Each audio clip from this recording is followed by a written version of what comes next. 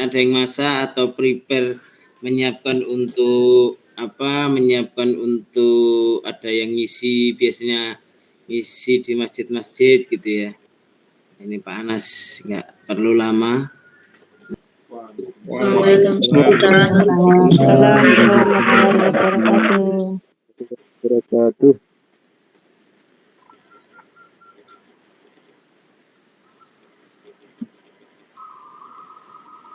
Bentar.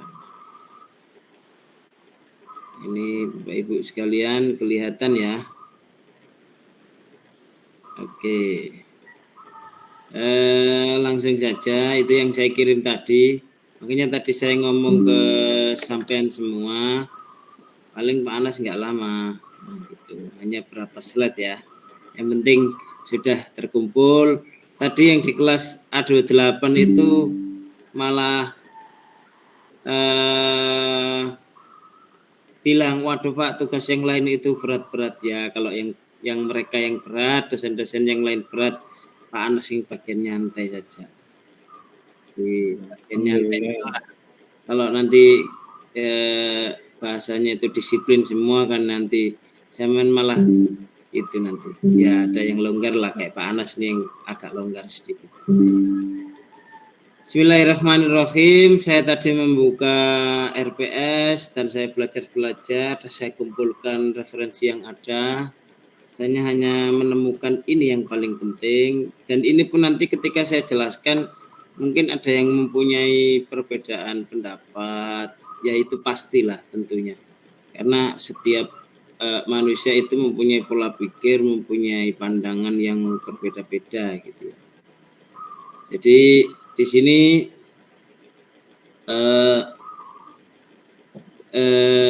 saya mulai dari ini pertemuan ke-6, prinsip dasar tarbiyah dalam Islam. Jadi kembali ya, kalau tarbiyah itu kan, kalau ini sebenarnya kan pendidikan. Nah, pendidikan.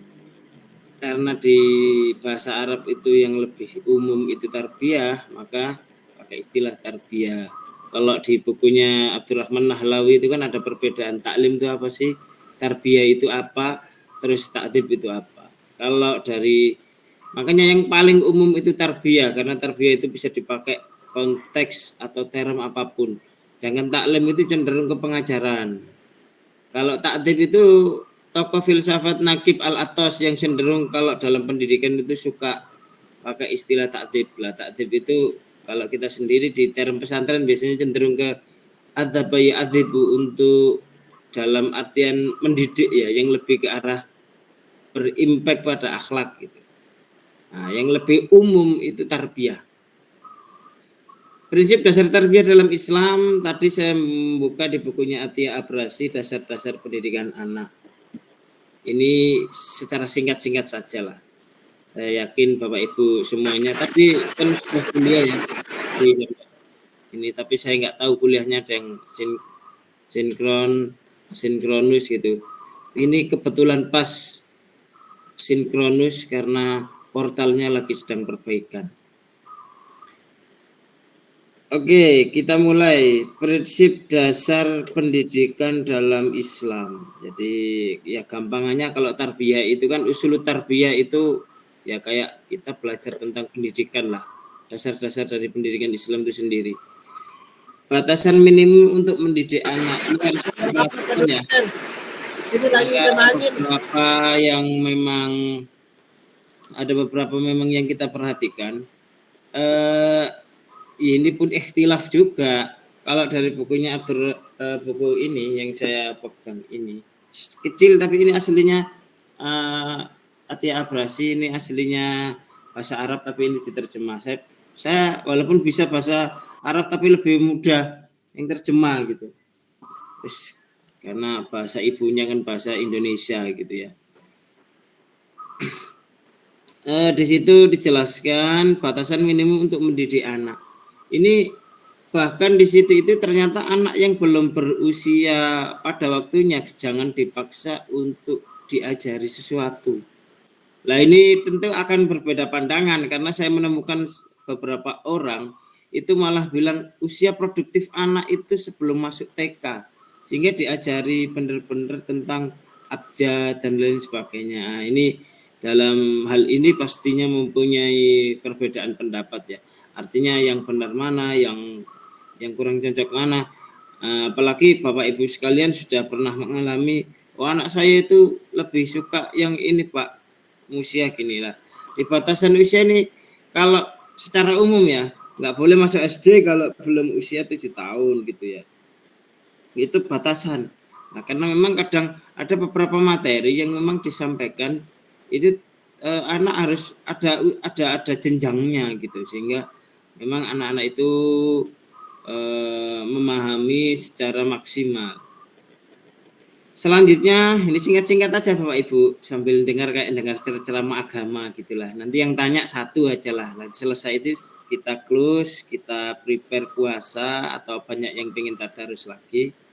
Nah, dipersilahkan, atau yang ingin ngajar lagi di pesantrennya masing-masing ya. Yang kedua, mengajar dengan metode yang variatif. Variatif itu bermacam-macam ya Bapak Ibu. Lah, metode yang variatif ini kadang kalau sudah agak males ya kita ceramah saja. Atau kalau di pesantren itu sorogan dan bandongan gitu biasanya ngajar, yang nyimak murid-murid itu dianggap pesantren paling khas. Padahal kita harus adaptif. Mungkin sesekali kita ajak mereka untuk kenyataan yang ada. Misal Pak Anas itu dulu masuk IPA kelas 11, kelas 12 itu ya, kelas 2, kelas 3 SMA itu. Saya kesulitan untuk menerjemahkan ada beberapa materi yang sampai saat ini itu saya mikir kira-kira di kehidupan saat ini itu dipakai enggak ya gitu. Ada beberapa penghitungan gitu loh. Apalagi saya itu agak lemot juga kan penghitungan, sehingga saya kadang menelaah kembali kira-kira relevan enggak. Nah, kadang ada beberapa yang kayak salah jurusan gitu saya ya. Nah, itu memang harus variatif juga kita kalau ngajar ya. Mungkin tidak harus ceramah, mungkin harus diskusi, sesekali ya, sesekali apalah yang memang kuis kayak gitu. Nah, kadang kita nanti kalau ngajar SMP, SMA, sesekali mungkin kita harus meniru gayanya anak PAUD. Menarik loh itu cara mengajarnya anak-anak PAUD itu kan ya. Ya itu karena di anak PAUD itu kan niat sekolah, tapi ternyata di sana diajari cara belajar dengan bermain. Nah, ini untuk anak-anak SD ke atas itu sudah kesulitan. Apalagi yang tingkat mahasiswa. Nah, nanti masa diajak. Ya, itu juga kadang kok gini ya, padahal itu kita belajar untuk senang dulu. Baru nanti kita masuk di pembelajarannya. Materi yang disampaikan sesuai dengan kebutuhan anak. Ini ada hubungannya tadi dengan yang nomor 2 ya. Ini harus sesuai. Misal ya, ada anak yang usianya berapa terus kelas 4 itu jangan dikasih dulu ya, tahapan lah, ada tahapannya. Karena nanti ada beberapa yang menjadikan tidak mampu untuk menerima secara IQ-nya itu kadang tidak mampu menerima lah. Ini kalau saya lihat di tempat saya ngajar di Pacet Amanatul Ummah itu ada 2 program di SMA. Namanya akselerasi, itu percepatan 2 tahun. Yang satunya itu program unggulan 3 tahun tapi ada unggulan, tapi kayak kurikulumnya dirombak gitu. Itu kalau saya lihat animo masyarakat masih memilih yang 3 tahun. Ini saya nggak riset tapi hanya melihat kenyataan yang ada ya.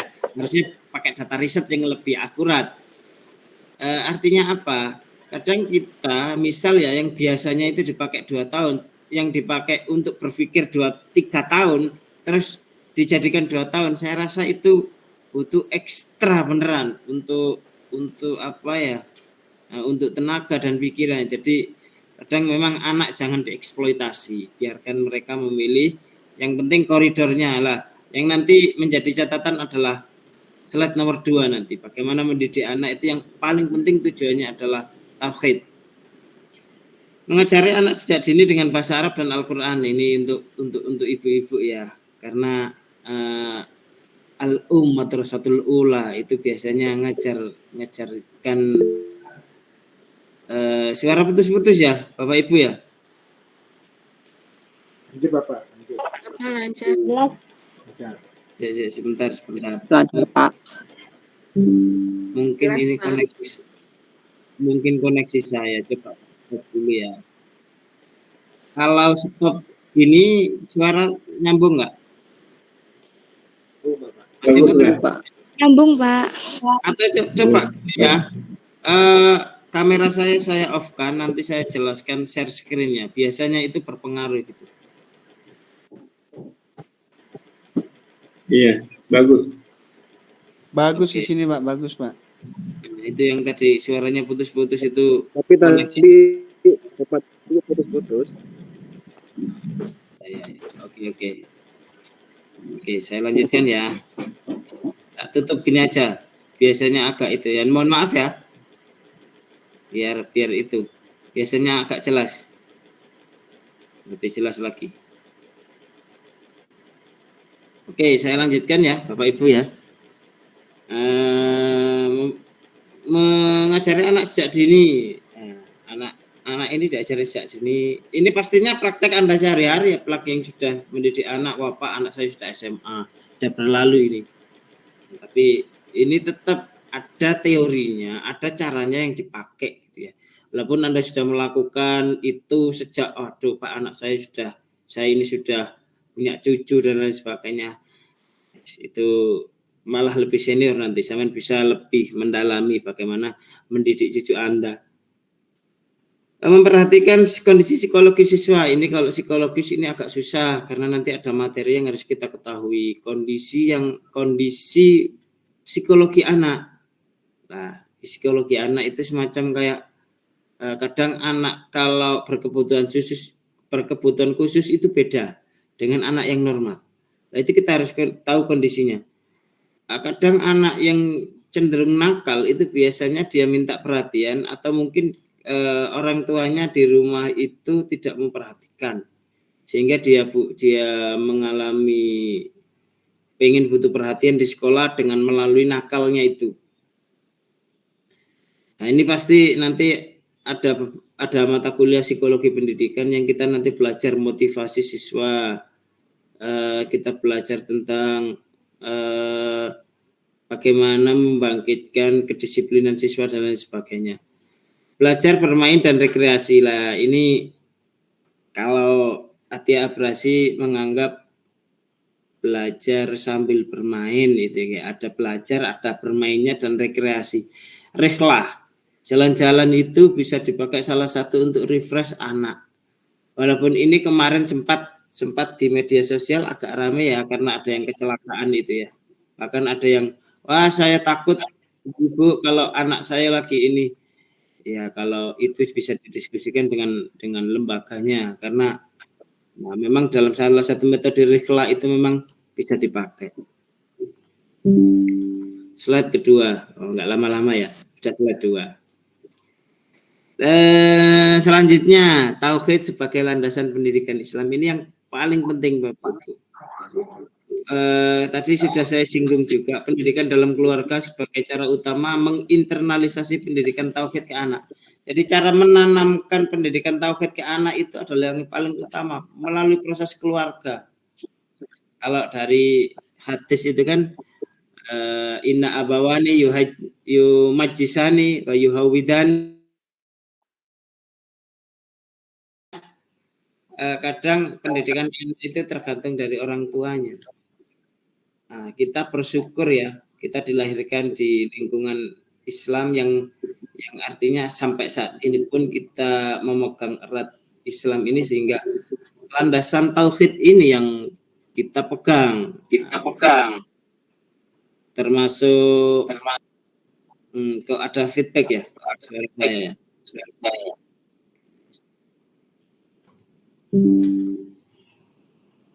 Kayak ada feedback suaranya balik ya ke saya ya. Oh enggak, sudah normal.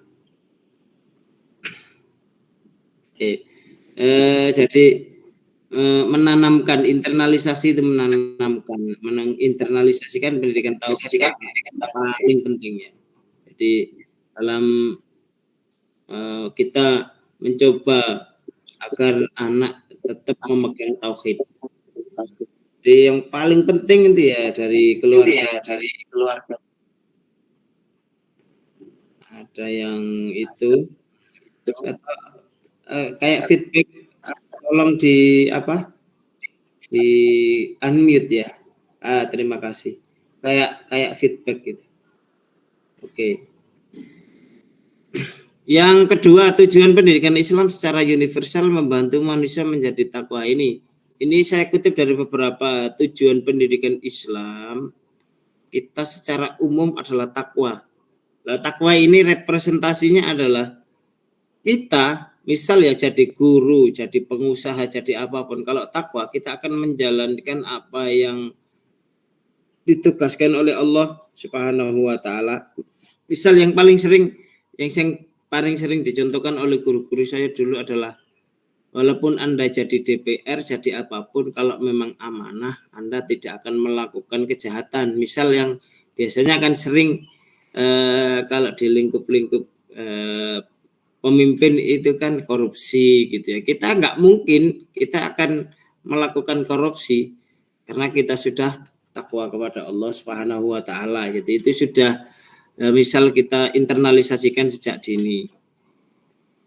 Selanjutnya, tugas utama manusia tidak lain adalah beribadah. Dan ini ya memang nanti ada semacam paradigma atau pemikiran yang mana, Pak, kita kan hidup di dunia harus memaksimalkan potensi yang ada. Memang iya, tapi kita tidak lupa tugas utama sebagai manusia. Apalagi kita orang Islam percaya bahwa kita nanti ada hari pembalasan dan lain sebagainya. Maka kita paling pokoknya adalah beribadah. Selanjutnya, kita dikasih potensi untuk jadi guru, jadi apapun, itu adalah bagian dari tugas yang lain. Tapi yang utama adalah beribadah kepada Allah.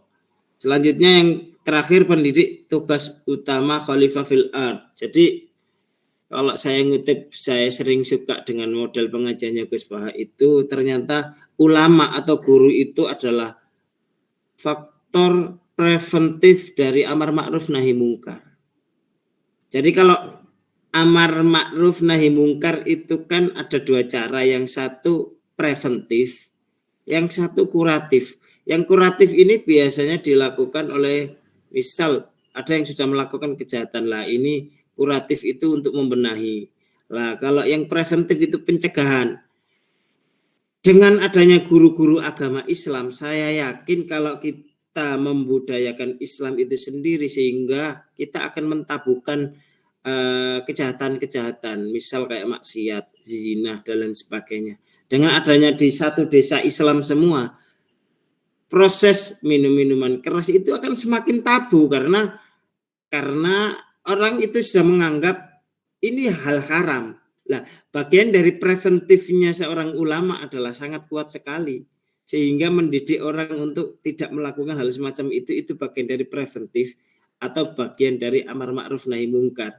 Lah, bagian lagi adalah kuratif. Mungkin kuratif ini yang lebih kuat dilakukan oleh pimpinan biasanya, pemimpin, misal kayak untuk menutup lokalisasi itu diperlukan tanda tangan bupati. Ya itu kalau enggak pemimpin susah, ulama pun enggak akan bisa untuk biasanya ulama enggak didengar. Nah, kecuali ulamanya yang jadi pemimpin itu sendiri, misal jadi bupati atau wali kota, untuk menutup lokalisasi tersebut kan harus tanda tangannya dari pemimpin gitu. Nah, ya ini adalah bagaimana kita melakukan pendidikan yang diawali dari kita prinsip dasarnya, yang kedua tauhid sebagai landasan pendidikan. Yang paling penting adalah kita dan anak-anak kita nanti membawa tauhid ini sampai ke anak cucu kita. Itu seperti Nabi Ibrahim itu kan tanya kepada anaknya, ketika saya mati nanti agama apa yang kamu? Saya tetap mengikuti apa yang dianjurkan oleh bapak-bapak saya di atas, gitu ya. Ini dalam mengembangkan potensi itu ada potensi fitrah jasmani, fitrah ruhani, dan fitrah nafas. ini hanya 3. Kalau dari psikologi Islam itu ada potensi manusia. Saya tambahi ya. Kalau menurut psikologi Islam, manusia memiliki potensi 5, yaitu jasmani, bukan jism ya, jism atau jasmani ya. Yang kedua nafas, yang ketiga akal, qalb, dan ruh. Nah, ini diambil dari itu Bapak Ibu. Ini diambil dari ketika saya belajar psikologi Islam. Jadi potensi manusia itu memiliki 5 potensi ini. Dalam tubuh manusia itu kalau menurut psikologi Islam ada 5 ini.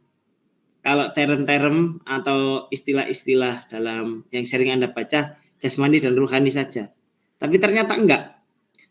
Sampai nanti Pak, ini menemukannya di mana? Ini ditemukan di Al-Quran. Sehingga manusia itu memiliki 5 potensi ini.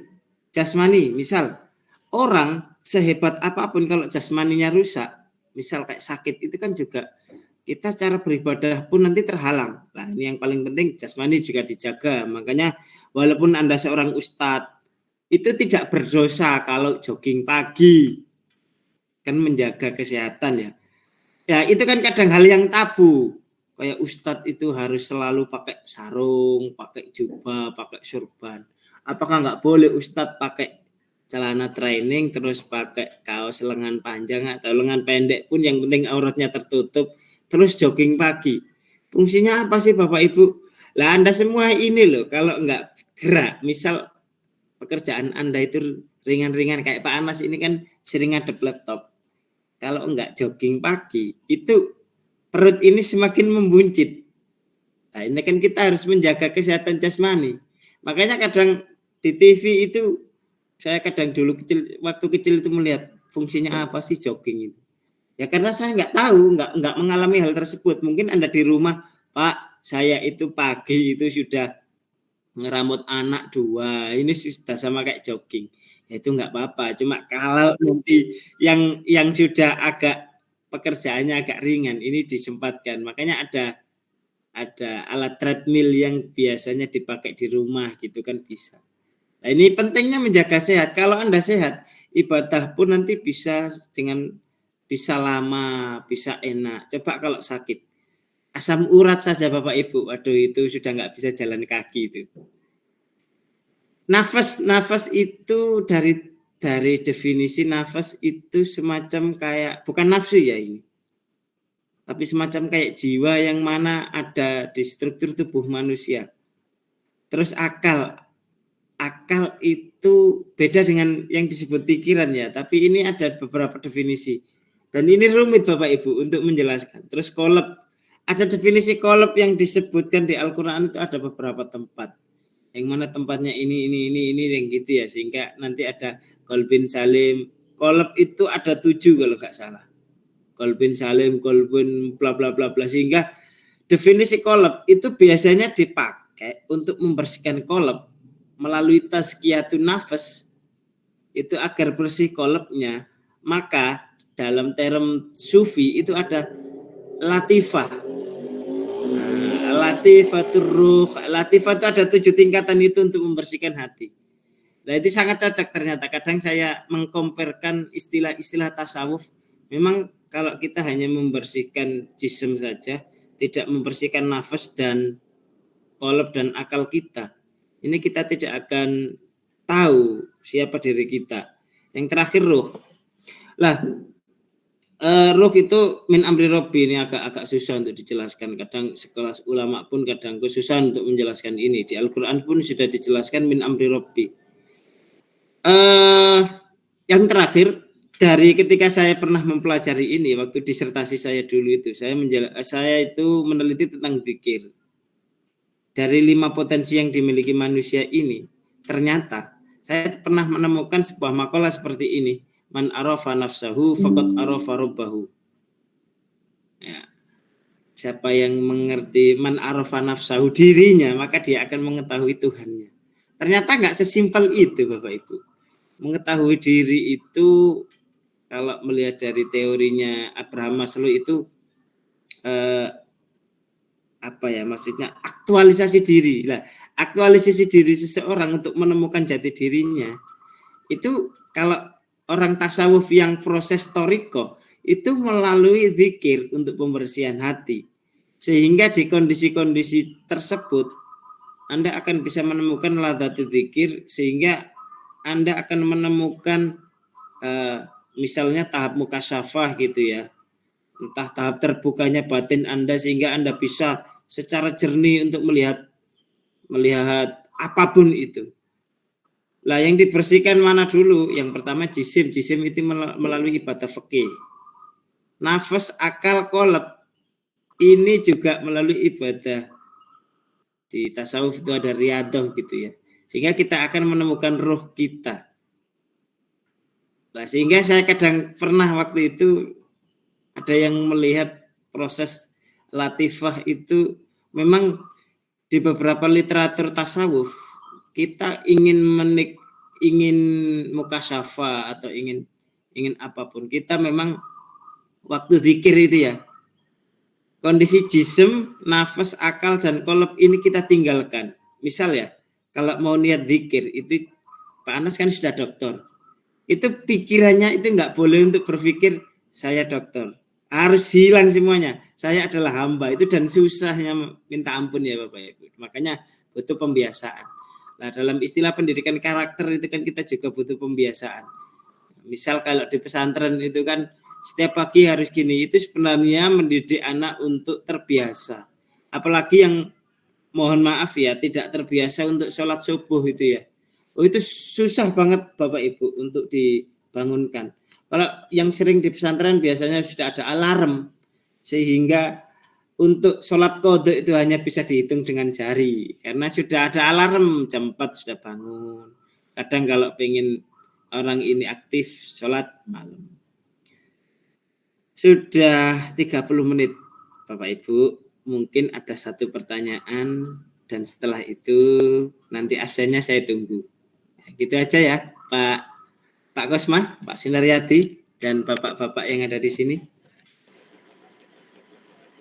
Oke, Bapak. Tunggu teman-teman, mungkin ada yang ditanya. Enggak, kalau yang tanya satu aja lah, jangan banyak-banyak. Ini ibu-ibunya sudah pikir, wah ini saya mau masak ini.